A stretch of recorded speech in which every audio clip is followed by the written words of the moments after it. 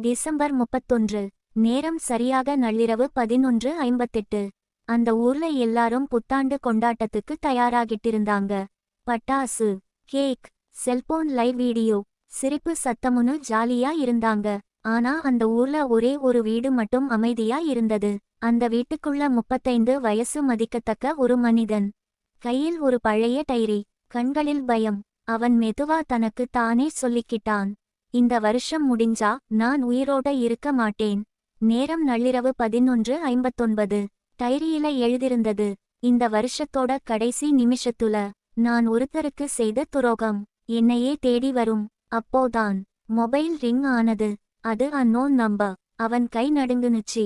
Call attend பண்ணுனதும் அந்த பக்கம் இருந்து ஒரு குரல், ஹாப்பி நியூ இயர், நான் தான் நீ மறந்த அந்த நபர். அடுத்த நொடி நேரம் 12 AM. பட்டாசு சத்தம். அதே நேரம் கால் காட். அடுத்த நாள் காலை அந்த வீட்டுக் கதவு திறந்திருந்தது. ஆனா அவன் இல்லை. மேசையில அந்த டைரி மட்டும் இருந்தது. அதில் கடைசி வரி இப்படி இருந்தது, காலம் எல்லாத்தையும் மன்னிக்கும், ஆனால் நினைவுகள் மன்னிக்காது. அவன் யாருக்கு துரோகம் செய்தான்? போன்ல பேசியது யார்?